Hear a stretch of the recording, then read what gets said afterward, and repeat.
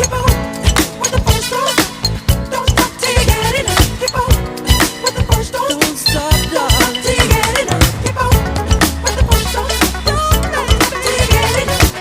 Don't stop till you get enough.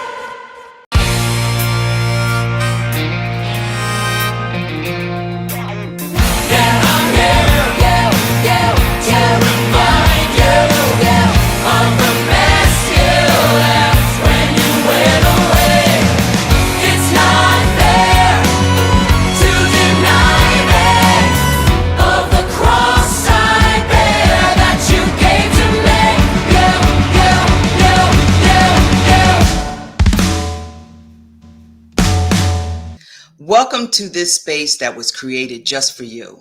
Thank you, WBLS and Circle of Sisters. My name is Tony Israel, founder and CEO of REALEMN Productions. Today, we're highlighting Black women on Broadway. We are so excited to share with you these fabulous women that will give you some knowledge, some nuggets just about Broadway from A to Z. Please join us. We have a special campaign, Broadway is for you. We're excited to have Bianca Laverne Jones. She will be moderating tonight's virtual talkback. Bianca, a Black woman on Broadway, she is the Associate Director of Chicken and Biscuits. We're so excited to have her. Thank you. Thank you so much for inviting me to be here. My name is Bianca Laverne Jones. I am the Associate Director for Chicken and Biscuits. We just closed, but we had a great run, and I am delighted to be here with 3 other Black women who are making waves and shaking them down on Broadway, because we are here, we are back, the Magnificent Seven. Plus, and for Colored Girls and Jagged Little Pill. And I am so excited to introduce everyone to you. So today we have Morgan Dudley from Jagged Little Pill. We have Martha Redbone from For Colored Girls and Beverly Jenkins from Hadestown. And I just want to throw the mic over to you, Morgan, so you can tell us a little bit about what you're doing, who you are, and what you're doing in Jagged Little Pill. Yes, my name is Morgan Dudley. I'm originally from Hiram, Georgia, and I'm playing Frankie in Jagged Little Pill, which is a Black transracial adoptee who kind of brings all of these new perspectives and stuff into her family. Sweet. Thank you for sharing. Martha Redbone, will you share with us what you're doing for Colored Girls? Hi, everyone. My name is Martha Redbone, and I am the composer for Colored Girls. Nice. And Beverly, will you tell us who you are and what you're doing with Hadestown? Yes. Hi, everyone. My name is Beverly Jenkins, and I am the production stage manager for the Broadway production of Hadestown. Yes. Okay. Well, what I'm so delighted about is that we are all in different facets of the theater on Broadway right now. I could not be more proud. I've made my Broadway debut. I don't know about any of you all. Thank you so much. Morgan, is this your Broadway debut? Yes, this is also my Broadway debut. So. And Martha, is this your Broadway debut? Yes, it is indeed. Indeed. Beverly, is this your Broadway debut? No. Oh. So what shows have you worked on before, Beverly? First, I just want to say, wow, another Black female stage manager. I was just working with Lark Hackshaw. You just had Lark. You sure did. Yes. You sure did. So applauded the Lark. We all love Lark. But will you tell us the other shows you've been a part of on Broadway? So I'll just give you some. I've been on Broadway. I've been blessed to be on Broadway for almost 30 years as a stage manager. Wow. And right prior to doing Hadestown, I was on the Donna Summer musical. Before that, I did A Bronx Tale. I was previously been on The Lion King, Aida, Oklahoma. I got my start on Five Guys Named Mo. Wow. In Saigon. And I also had the pleasure of doing the classic Bringing the Noise, Bringing the Funk. So I've been around a minute. Yes, you have. Well, we thank you for your service in the theater and representing Black women in such a strong way, that you have continuously worked and been a backbone. I think that anyone who's watching us will say, wow, there's all these different places that I can fit in the theater. And stage management is a huge, huge part of the fabric of, I mean, y'all are the fabric of the way we keep a show together and keep it running, right? Like we cannot do the lights, camera, action, set design without you. Yeah, it's also one of those jobs that, growing up, you don't hear about. I found stage management in college. I went to college Mm, thinking I was going to be an actress. You couldn't tell me I wasn't going to be up there singing like everybody else. But then I had this calling to go backstage and see what was happening back there. And that's where I really fell in love with theater, is when I went backstage and found out that there's a lot of theater happening back here. So mhm. anybody listening, if you just think that theater's not for you because you don't see yourself as an actor, but you really love it, there's lots of things. Ask Martha. You love music and theater, you can put that together. You don't have to just be on stage. Now, I am not taking anything away from those people who are on stage, because we can't do our job unless we have them. But That's there are right. jobs that need to be done. So can you tell, where did you go to school? I went to Howard University. Okay. Okay. We're not gonna get into that. Who's the real HU, all the HU, things. if But you know. I know how y'all do. So that's wonderful. That's wonderful. So you've kept it in the family and the tradition. So you've worked with some of our real greats. That's Al Freeman. Isn't that correct? Al Freeman was there, but Al Freeman got there after I was already gone. I'm a little older than you probably think, but Okay, well, you look good. Blacks but on thank crack. you, thank you. But Al Freeman, yes, he came in there and he set that place straight. It was great. It was And great. now they have Mhm. Felicia Now Rashad we have, holding it yes, down. Dean Rashad. Yes, we do. Dean And I have two Rashad. children there. Also, I have one in the music department and one in the theater department.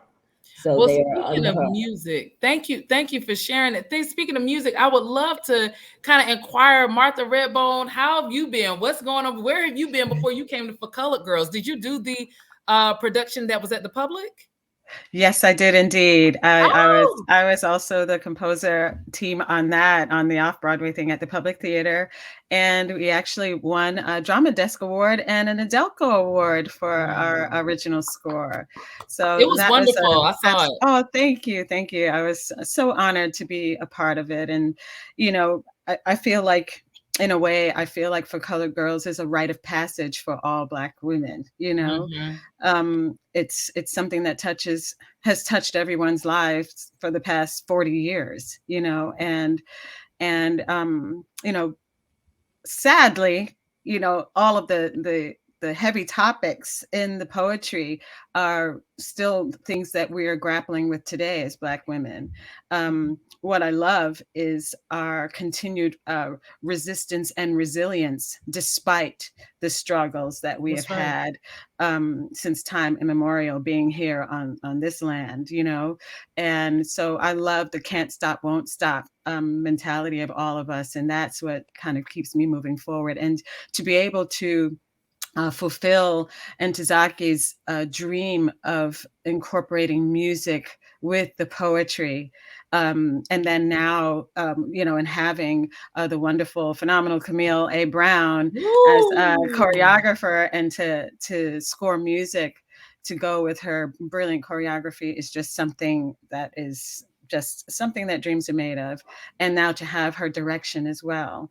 That's And I good. mean, I should add, while I'm saying that, Camille A. Brown is the first Black woman to serve as both director and choreographer on a Broadway production in more than 65 years. Yeah. So We've yes, come a long way. It seems like this is our season. yes, God bless the people who have passed on, who made this moment. I would call out George Floyd's name first, because there's been like a reckoning in America where we're seen because of a death that everybody got a chance to witness. And so unfortunately, he is gone, but it has given us so much fruit. That tree has given us so much fruit, because I'm in a place myself as an associate director with Chicken and Biscuits, where I never thought I would be. Never dreamed of this moment. I thought I was going to be acting on Broadway first, but I don't mind being director on Broadway. But just for the women who are watching, Martha, could you tell us how you came to music, where you went to school? I love that wherever you've been wherever you've been doing music, it led you to For Colored Girls. It feels like it happened right on time for you. I think it did, I mean, I've had years and years where I was a singer. I sang backgrounds. I was a songwriter and producer. I worked with my husband, Aaron Whitby. He's been my partner for 28 years. And, so I was, and still am an independent artist, self-managed, and, and I still tour with my band and do shows and teach music education and cultural preservation all across the country. And so in that journey, just like as Beverly mentioned before, I always saw myself as a singer, singer and songwriter and producer. I felt like, you can wear different hats. And I learned about all of these other positions behind the scenes. And I feel like we should be able to do everything. And we should, just like everyone else, just like, anyone else who is not Black, we still should be afforded the opportunities to do whatever our dreams lead us to. And so I went from, writing songs for myself to sing, to writing songs for other artists. I was a songwriter for Warner Chappell for many, many years, and wrote a lot of pop songs for kind of prefab bands and stuff like that. And then I realized that there was a bigger story to tell. And I wanted to, so I'm from Kentucky originally. And when you talk about opportunities, I know exactly what, that really resonated with me, Bianca, because, I came from a coal mining family, Wow. My family's from Harlan County, Kentucky. My grandpa was a coal miner. My uncles are coal miners, and that's who we were. And, when you imagine yourself writing songs professionally and getting paid for it, that's something that is not the norm for a Black family in Appalachia. You know what I mean? Like making music is something that you would do. The most glamorous would be doing it in church, Yeah. And then you go home and then you have your dinner and then you get into bed and get ready for work the next day, But so to be able to score music, for a production that is a celebration of Black women, this is something that, things that happen in dreams, from Did you go to school where I for come it? from.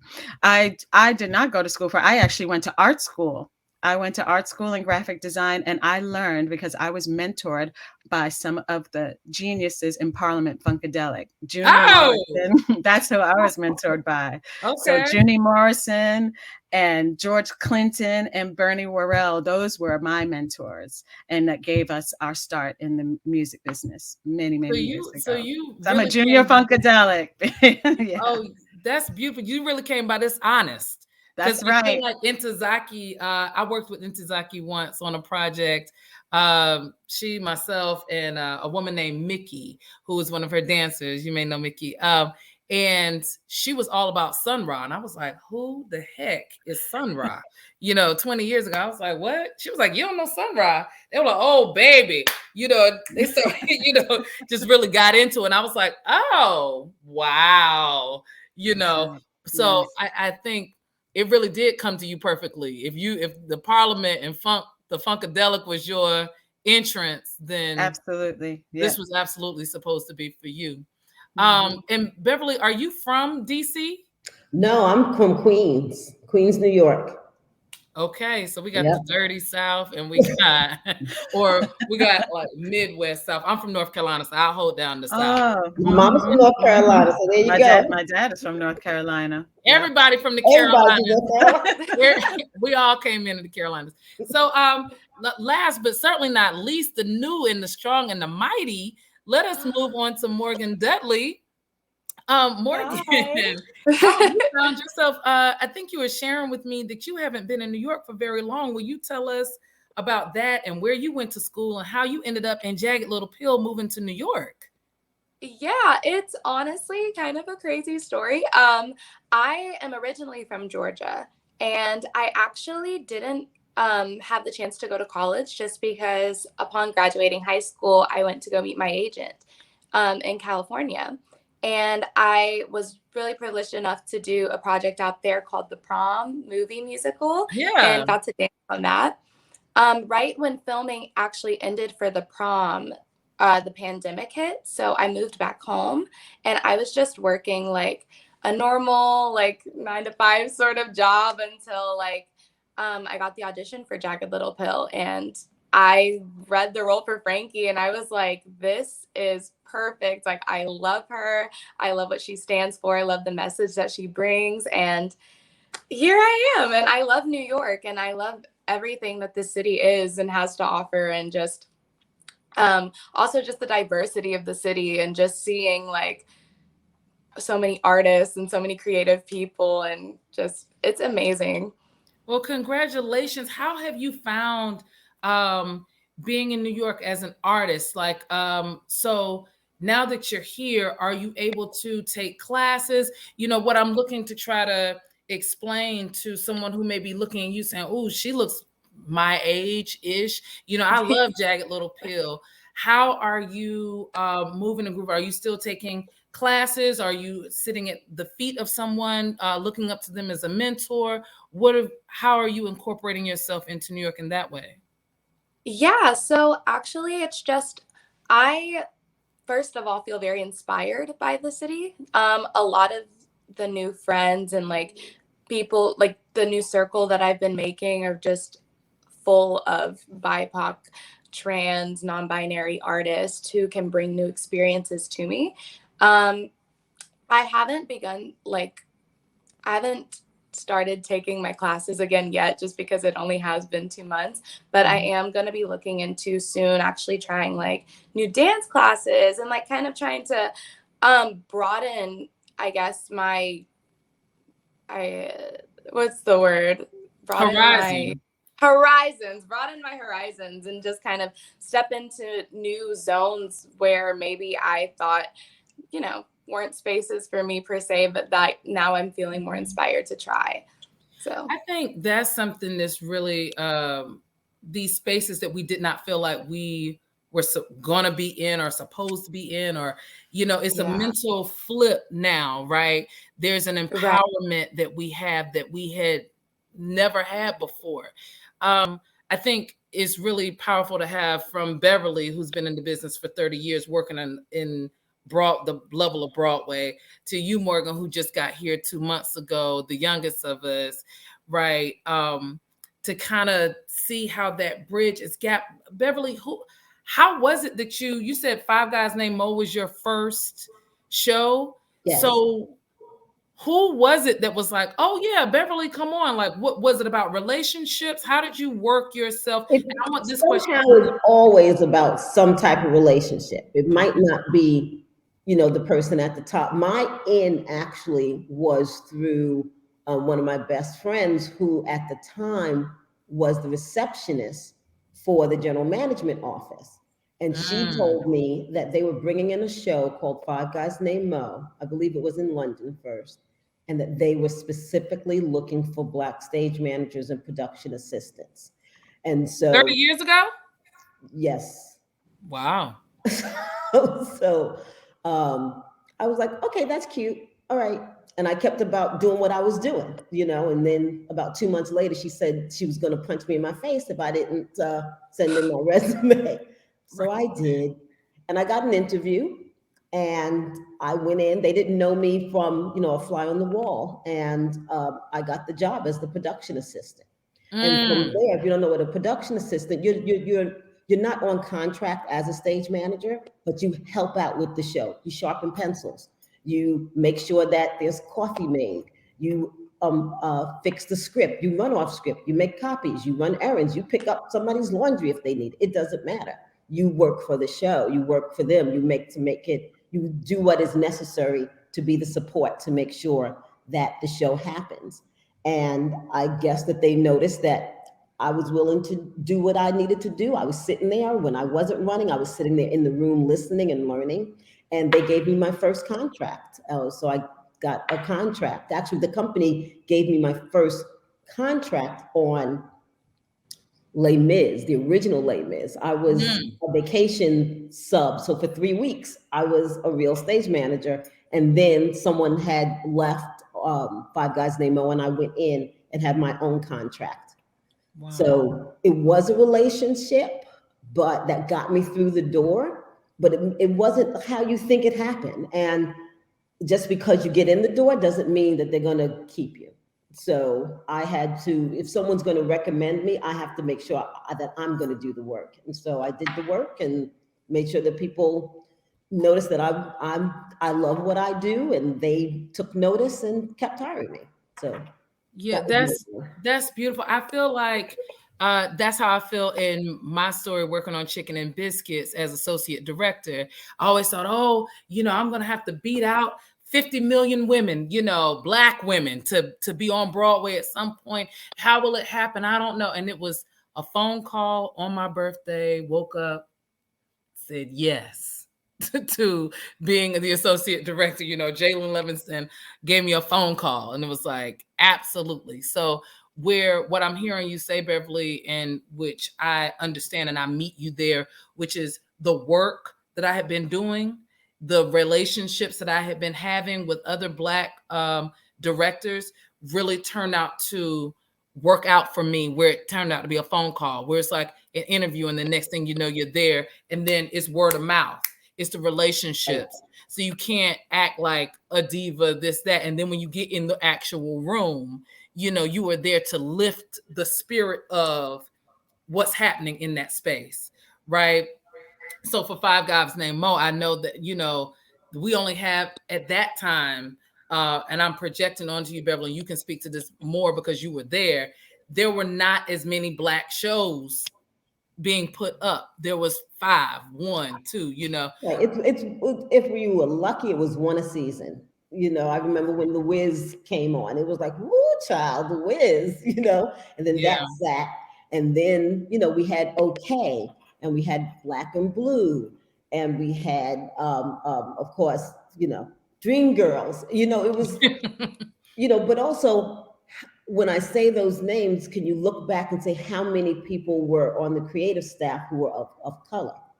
We were on stage, but how many of us were in the playbill? Like, oh, look, if you saw one, that was like, wow, one, that's great. He's there, she's there. But that was it. There weren't too many of us. And I who find were that it's not on very, stage. yes, I'm sorry, I didn't mean to cut you Oh, off. mhm. I find that it's very important to have us in those places supporting our work, where we hear the drums of a Black woman, where we hear the composition of a Black woman supporting a Black woman's work. I heard Denzel Washington say in an interview that he was having, somebody was saying, "Oh, well, why couldn't Martin Scorsese direct one of August Wilson's plays that he has put to film?" And it's like, it's culture. It's culture. So when I'm there and there is a moment, we're talking in Chicken and Biscuits about Black church, right? I can support Jalen because I know I'm Black Baptist, and not saying Black people are monolithic. All of us grew up Christian, Baptist, whatever. Because that, Morgan, I'm sure that's one of the shocks when you start talking to your friends about religion, etc. Here in the city, you're like, oh, you're an atheist and you're Black. Oh my God, but that is a thing, Yeah. whatever you are, Buddhist, Hindu, whatever, Jewish, Black Christian, Black Baptist. But in this case, for me, for Chicken and Biscuits, here we are in a Black church setting, and I knew how to really interact with that and put in my artistic, authentic genius to help support the story, because that I'm in the room, right? And the same thing with you, Beverly. I know that there have been directors that have turned to you and said, what is your opinion on this thing? Right? Because we're Black and female and in the room, we've got a ton to offer, and our voices are extremely valid. And Martha, I know that I wonder how it felt for you to have you thought about how everything, your combination being Black, female, funkadelic Parliament, singing and doing shows with your husband, all the way to for colored girls. Ntozake Shange, one of our, prolific playwrights. How has that felt for you to be incorporated in that way? And then Morgan, I want to hear from you. Yes, thank you, Bianca. I feel that the journey, my journey has always been something that's been building towards this my entire career.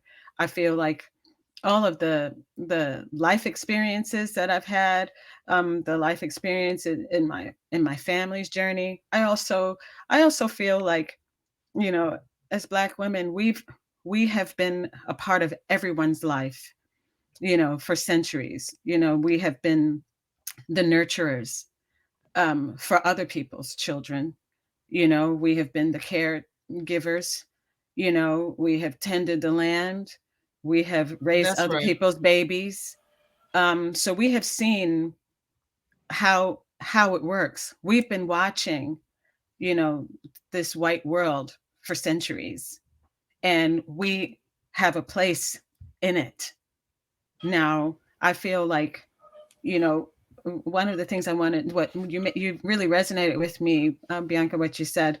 I also feel that, and my main concern, especially now that we are, returning from this pandemic and being at home for a year and a half, coming on 2 years, has given us a chance to kind of regroup and reassess, what our position is, professionally.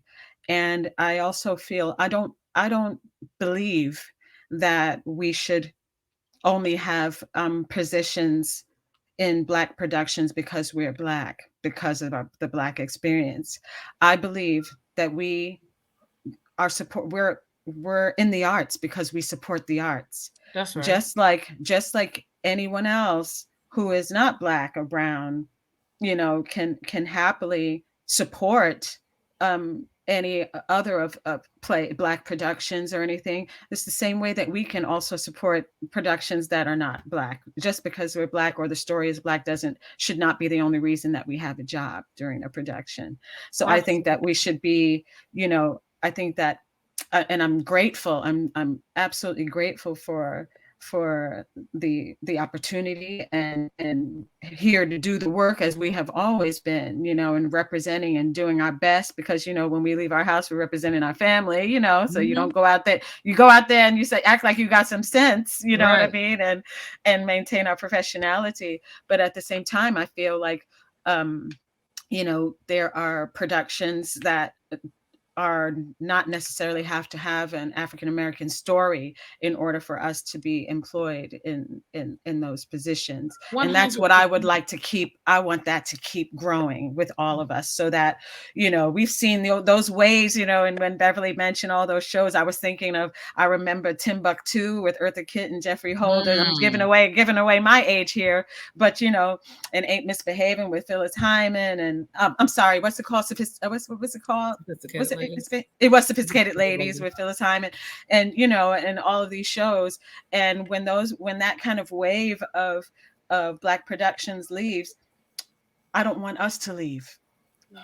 You see what I mean? And that's what I really want to bring forward, that anybody who wants a career in theater, and there's positions everywhere, and it doesn't necessarily have to be the particular subject matter that resonates, with us. When it resonates, that's the gift that makes it an even greater gift, because that's something that we can really place ourselves into, but it's also part of the work that we do. If we're a stage manager, if we're a composer, we can compose The Wizard of Oz, we can compose The Wiz, we can compose For Colored Girls, we can compose Jagged Little Pill. You know what I mean? So it's, those are things that, we should, not limit ourselves to that. Absolutely. Anyone watching this, I don't want anyone to think that they should be limiting themselves. It is just a phenomena that, Mm-hmm. based on what has happened in the current events in America, the death of George Floyd, Mm.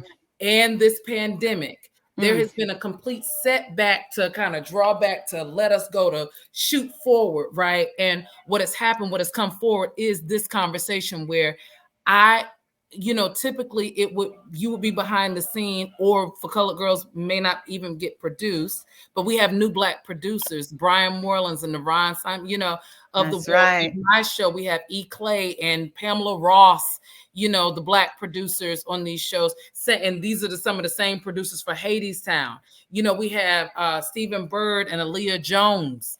These Black producers, I think there's more than 6, but there's a strong 6 that we look to now to bring in these shows, and we don't want to go anywhere, but this is their first time really having this much impact at this time, It's incredible. 2021. And it's incredible. And so I think that no, we should not limit ourselves to anything we can work on. I mean, before this, I'm always working on Shakespeare, always working on Moliere or Odette's or something uh from a white playwright, white perspective. But by God, I have to say, I'm so proud that, we are in this moment, like you said, Martha, where we are, being represented. We are here and in these different facets. You know what I mean? So I'm definitely lifting up what you're saying. And I don't want anybody to get me wrong to say, oh, when we're done with the Black stuff, we leave.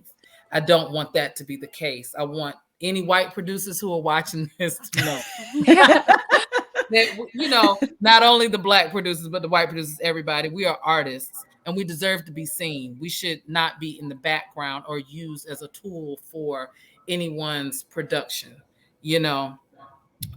So I wanted to bring you back into the conversation, Morgan, about how are you feel? Are you recognizing what's going on, this entity that's happening? Are people, I know, because for your generation, I feel like the she, her, hers, he, him, his, they, them, theirs is new and prevalent. Your show is about I believe it's drug addiction and transgender and these current topics that are coming to the forefront in America right now. Also, being Black, which I refuse to ignore. How is that for you, being young right now in the middle of all of that? Does it feel overwhelming? Does it feel like you're being embraced inside of the show and outside of the show? It honestly does feel like a huge embrace. I think what's really interesting about Jagged Little Pill is that it is based off the album Jagged Little Pill from Alanis Morissette, which was largely popular around for white women at the time, because she brought so much, I guess, just new ideals back in the 90s. Mhm. But something that's been really interesting about our show, and specifically my character, Frankie, is that me as the only prevalent Black character in the show who basically, I'm growing up in a white neighborhood and a white family, I'm adopted. I'm almost like the character of Frankie is the central, I guess, person bringing up all of these issues. Hold on, let me try to gather my words. Take your time. Thank you.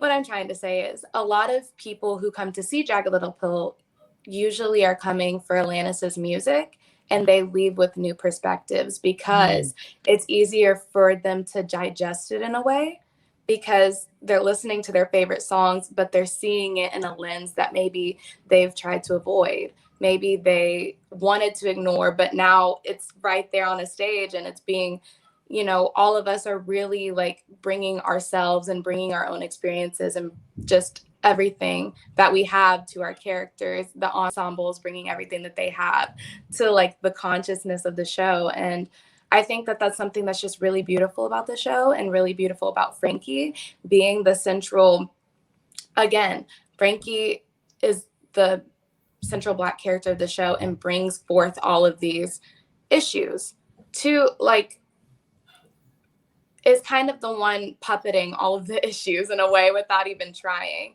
And I think it just kind of brings an awareness to how much Frankie feels like she has to take on because she's the only one who can seem to get out of this bubble, I suppose. Is art imitating life in any way for you in that circumstance where, like, if you're, are there other Black actors on stage with you? Yes, there are. There are other Black actors on stage with me. Um, but something that's really important, I guess, for the character of Frankie is that she doesn't feel like she has that connection with other Black people and other um, just people who experience the same things as her, people that she can go to and that they understand her.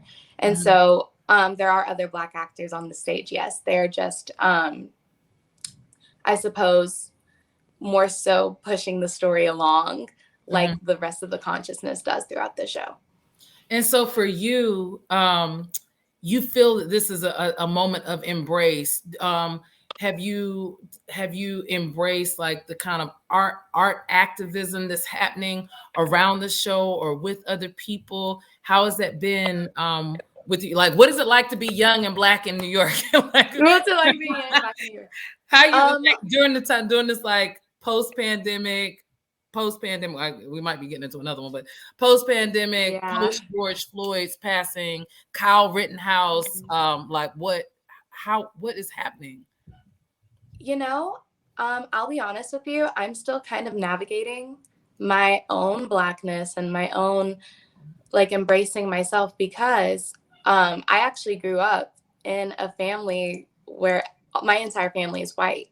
And so, you know, it took 2020 happening for me to really be able to look at myself and be like, no, like I will experience different things that my family has. I have experienced different things. And, you know, I need a good solid circle of people to be able to share my experiences with who maybe can relate to me. And so ever since moving to New York and kind of, you know, there's still a lot happening in the world. There's a lot of injustices happening around that do not go unnoticed in any sort of way. It's really heavy and it's hard to like understand why things like this still happen, but it's been really awesome just like having just my friends and like my theater people and like the artists around me, because artists just have so much empathy, I think, just because we have to and because we bring stories to life. And having like people like me in New York who, you know, we come from different experiences, but we're walking through life the same right now. It's just like, it's really eye-opening for me. And it's something that it's difficult to explain with words. So, well, I'm grateful for your perspective, and I thank you for sharing it and letting us know, you know, even a little bit more about you, how your life is reflecting that art that you're doing. In fact, like almost to the T. That's crazy. So that role seems like it was meant for you to come and take it when you did. So, you know, I really do wish you a prosperous, beautiful journey in New York City, because it isn't easy, but it's fun. It is not easy, but it is fun. I've had a great time living here during my life. Are there any words of encouragement, love, upliftment, joy, pride, or caution that you all can give us? Martha, I know it's a big question, but I would love to leave this really feeling empowered for the people who are watching, who would want to be a stage manager, a director, a composer, or an actress or an actor. Absolutely. Thank you, Bianca. I think that the world is ours and we have to take it. We should follow our dreams, build our communities, support each other, and just follow those dreams. Follow those dreams. And the butterflies that we feel should give us the fire in our bellies to continue forward. You know, we can only continue forward. We're not going backwards. So anything that might sound interesting that you would like to pursue, I think you should try it. We have to try it. And I also feel that, you know, the theme of for Colored Girls of Ntazaki's message, Colored Girls Have Considered Suicide When the Rainbow Is Enough, is exactly about that, is about owning who you are. And Yes. even when you've been in a position where you feel like you were just about ready to give up, you look up there and there's something inside of you where, I found God in myself and I loved her fiercely. Fiercely. And you have to own that, and speaking of that, I'm going to do a plug. I really want everyone to do their utmost to come and see the show. um, uh, it's going to be having the revival at the Booth Theater, which was where it had its Broadway premiere originally back in 1976. And our preview shows start on Friday, March 4th, and opening night is Thursday, March 24th. Tickets go on sale at Ticketmaster next Thursday. I want everybody to go and see all of these plays and come and support all of our work. And I'm so honored to be a part of it. I am so grateful for the producers who see us. There aren't very many producers who actually see us, and we're very blessed with a multicultural producer team, which also includes our wonderful Ron Simons, as well as Nell Nugent and Kenneth. And they've been the most incredible people to work for and to work with, and to allow us to be us and to feel safe. And that's the greatest gift of all.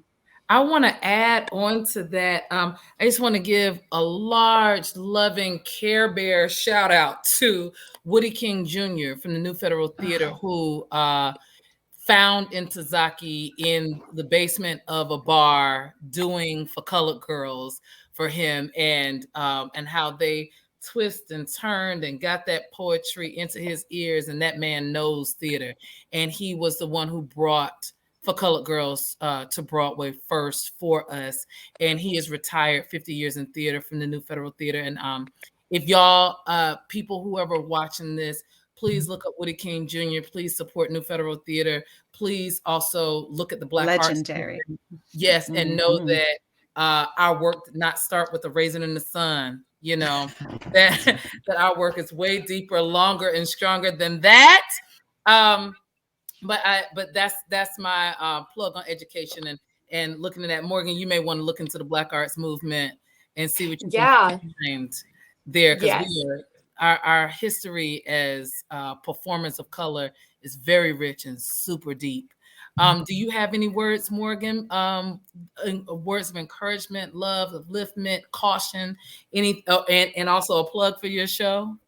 Yes, I just want to say, to anyone who's a Black artist who wants to fulfill their dreams as an actor on Broadway or otherwise, pull up to the table. It's yours. Do not dim yourself. Do not make yourself small for the sake of anyone else. Claim what is yours. You have a place. And, whether that place exists or not currently, it'll manifest itself with you. And it starts with you. So that is something that I just tell myself always, and it's gotten me to this. And so, also come see Jagged Little Pill. It is amazing. It's a great show. It honestly brings up so many important topics. Bring your grandparents, bring your mom, dad, cousins, aunts. It's just, don't bring anyone under the age of 14 though. And it's running at which theater right now? Oh, yes. And it's running at the Broadhurst Theater and just through at least next October. So people have plenty of time to see Jagged Little Pill. Yeah. We'll be out for a while. Okay. Excellent. And Beverly. Yes. Words of upliftment, caution. I always like to say two things. One is let no be your energy. Don't let it stop you. Let it fuel you, and you go forward. You take that no and you say thank you to whoever said that to you, because you just made me energized to do more. So let no be your energy. Don't let it stop you. And also support your HBCUs. Howard, I love Howard. Don't get me wrong, but it's not the only one. And it might not be right for you. Those smaller HBCUs could really use the support in this time, especially in this time where the spotlight is on HBCUs and how wonderful the education is.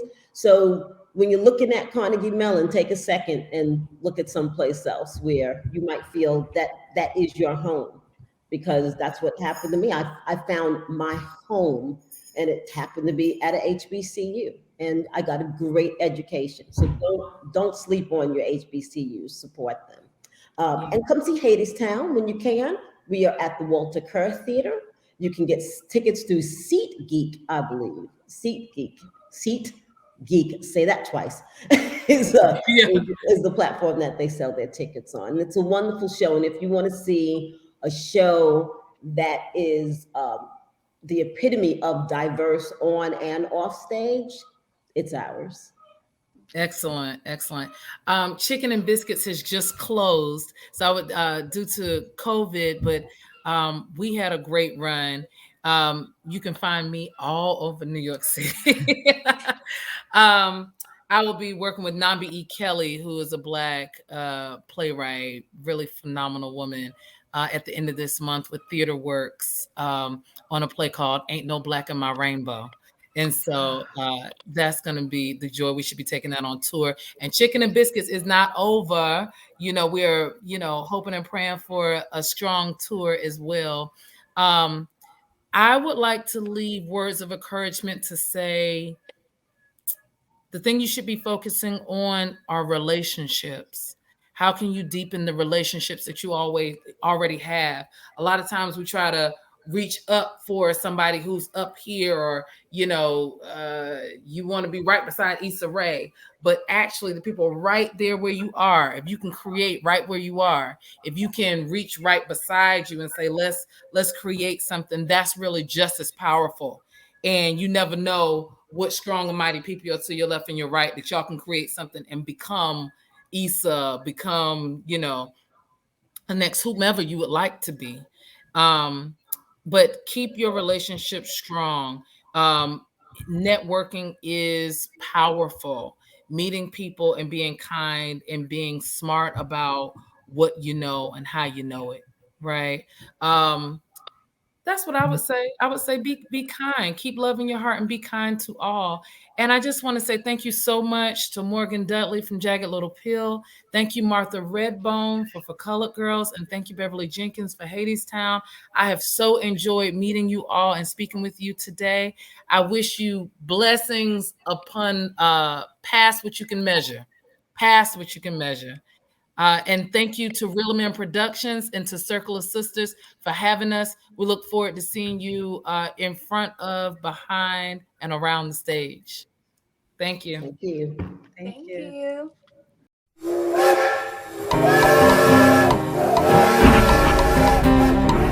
And on the road to hell, there was a lot of waiting.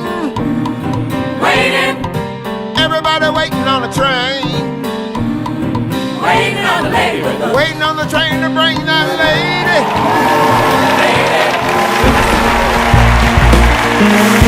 See, someone gotta tell the tale. Whether or not it turns out well, maybe it will turn out this time. On the road to hell, on the railroad line, it's a sad song. 'Cause right now we're living it. Living it up. Brother, right here we're living it. Listen here, I'll tell you how we're living it up on top. Living it up and we ain't gonna stop. Living it. How are we living it? Living it up on top. Somebody almost walked off with all of my stuff. Not my poems or my dance that I gave up in the street, but somebody almost walked off with all of my stuff like a kleptomaniac.